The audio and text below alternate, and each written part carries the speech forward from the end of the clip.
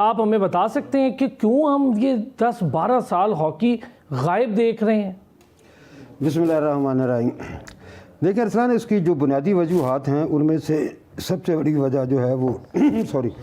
بچوں کے ساتھ ناانصافی رہی ہے۔ بالکل رہی ہے۔ بہت سارے ایسے کھلاڑی تھے جن کو میں جانتا بھی ہوں، چونکہ فیصل آباد ڈویژن سے ہی میرا تعلق ہے اور وہیں سے میں کھیلتا رہا، پھر میں یہاں پہ آ گیا،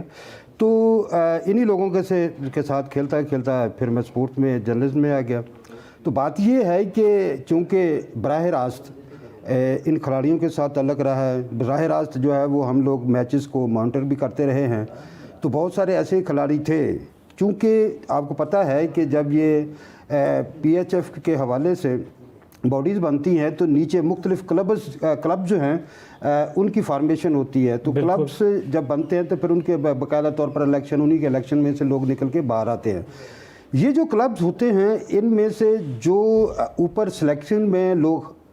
ہوتے ہیں وہ اپنے اپنے کلب کے بچوں کو سلیکٹ کرتے ہیں اور پھر ان کے پہ مشتمل ٹیم جو ہے بنا کے بھیج دی جاتی ہے۔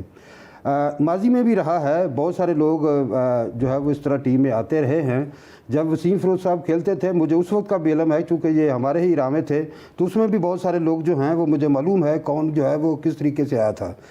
اس لیے ابھی اس پہ تو میں بات نہیں کرتا۔ بہت سارے لیکن سعید بھائی ایک چیز بتاؤں، اس وقت نا 19-20 تو میں مان لیتا ہوں، بالکل ٹھیک ہے، 20 والے کے ساتھ زیادتی ہو سکتی ہے، لیکن جو دوسرا ٹیلنٹ آتا تھا وہ بھی کوئی کم نہیں ہوتا تھا، کیونکہ سپر سٹارز اتنے بڑے تھے، ان کے ساتھ کھیلنا ہی مشکل تھا کسی ایسے ہی بیکار سی پرچی کا۔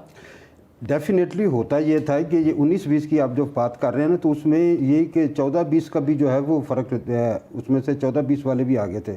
چونکہ 14-20 میں اتنا مارجن نہیں ہوتا تو اچھے کھلاڑیوں کے اندر جو ہے وہ بھی ساتھ جو ہے چل جاتے ہیں۔ بڑے بڑے نام جو ہیں وہ پاکستانی ہاکی کے جو بعد میں نام بھی بن گئے تھے، وہ بہت سارے لوگوں کی یعنی کہ حق تلفی کر کے جو ہے وہ اوپر تک پہنچے تھے۔ ابھی ہم بات کرتے ہیں کہ جب یہ ناانصافی کا سلسلہ شروع ہوتا ہے تو انسانوں کو اپنی زندگیوں میں جو سب سے زیادہ چیز چبھتی ہے وہ ناانصافی ہے، اور اس سے زیادہ میرے خیال میں کوئی چیز تکلیف دہ نہیں ہوتی۔ پھر ہوا کیا، وہ کھلاڑی باقاعدہ طور پر جو ہے وہ ڈائریکٹ مارکیٹنگ کرتے ہیں کہ جی دیکھیں میں یا میرے ساتھ یہ کھلاڑی تھا، یہ ڈیزرو کرتا تھا، حتیٰ کہ ہم جو فیڈریشنز کے لوگ ہیں ان سے بھی سنتے تھے کہ یار وہ فلاں کھلاڑی بہت اچھا تھا لیکن مجبوری یہ تھی کہ وہ ہمارے اینٹی کلب کا تھا، اس لیے ہم اس کو ٹیم میں نہیں لے سکے۔